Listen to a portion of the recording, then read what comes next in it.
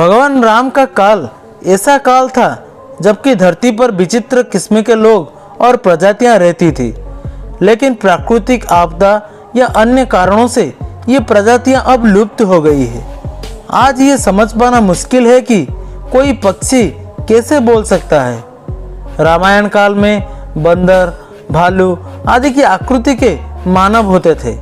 इसी तरह अन्य कई प्रजातियां थी जो मानवों के संपर्क में थी। आइए जानते हैं ऐसे लोगों के बारे में जो मनुष्य नहीं थे।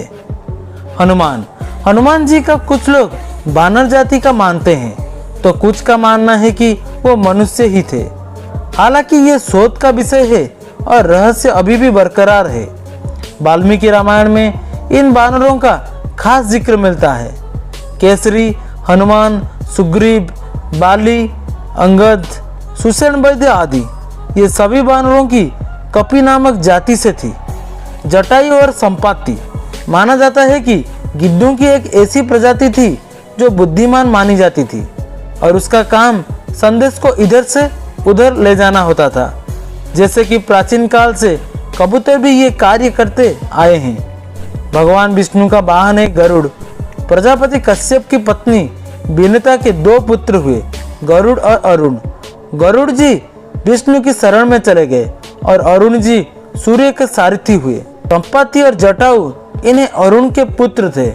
जटायु तो सीता को रावण से बचाने के चक्कर में शहीद हो गया तो संपत्ति ने समुद्र के पास बानरों को बताया था कि सीता कहाँ है। जामवंत, कुछ लोग कहते हैं कि वृक्ष नाम की एक जाति थी जो मानव जैसी ही थी, लेकिन कुछ लोग मानते हैं कि ये रीछ ही थे। भालू और रीछ उर्सिडे परिवार का एक स्तन्यधारी जानवर है। रामायण काल में ऋजनुमा मानव भी होते थे। जामवंत जी उसका उदाहरण है। जामवंत भी देवकुल से थे। निश्चित ही अब जामवंत की जाति लुप्त हो गई है, हालांकि ये शोध का विषय है। जामवंत को आज ऋक्ष की संज्ञा दी जाती है, लेकिन वो एक राजा होने के साथ साथ इंजीनियर भी थे।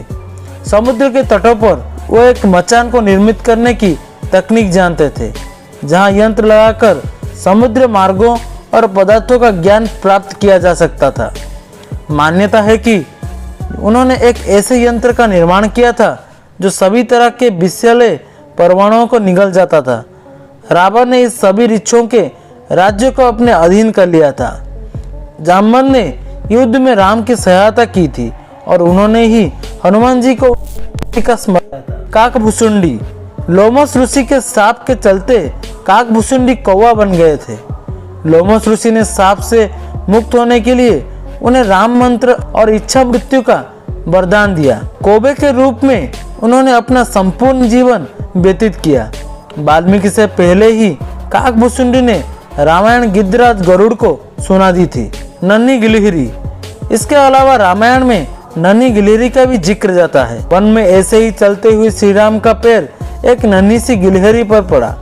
उन्हें दुख हुआ और उन्होंने उस नन्ही गिलहरी को उठाकर प्यार किया और बोले, अरे मेरा पाँव तुझ पर पड़ा, तुझे कितना दर्द हुआ होगा ना। गिलहरी ने कहा, प्रभु आप चरण कमलों कितने होते हैं। संत महात्मा इन चरणों की पूजा करते नहीं थकते। मेरा सौभाग्य है कि मुझे इन चरणों की सेवा का एक पल मिला। प्रभु श्री राम ने कहा कि फिर भी दर्द तो हुआ होगा ना, तू चिल्लाई क्यों नहीं। इस पर गिलहरी ने कहा, प्रभु कोई और मुझ पर पाँव रखता तो मैं चिखती, हे राम राम राम, किंतु जब आपका ही पैर मुझ पर पड़ा तो मैं किसे पुकारती। श्री राम ने गिलहरी के पीठ पर बड़े प्यार से अंगुलियां फेरी, जिससे कि उसे दर्द में आराम मिले। अब वो इतनी नन्ही है कि 3 ही अंगुलियां फिर सकी। माना जाता है कि इसलिए गिलहरी के शरीर पर श्री राम के अंगुलियों के निशान आज भी होते हैं। उल्लेखनीय है कि राम सेतु बनाने में गिलहरी का भी महत्वपूर्ण योगदान रहा है। सभी गिलहरियां अपने मुंह से मिट्टियां भरकर लाती थी और पत्थरों के बीच उनको भर देती थी। फ्रांस पक्षी का नाम भी जिक्र होता है। हालांकि फ्रांस पक्षी की घटना वाल्मीकि और भारद्वाज ऋषि से जुड़ी हुई है। रामायण का पहला श्लोक इसी फ्रांस पक्षी के कारण उपजा था। वीडियो अगर अच्छा लगा वीडियो को लाइक कीजिए। ऐसे ही वीडियोस के लिए हमारे चैनल को सब्सक्राइब कीजिए।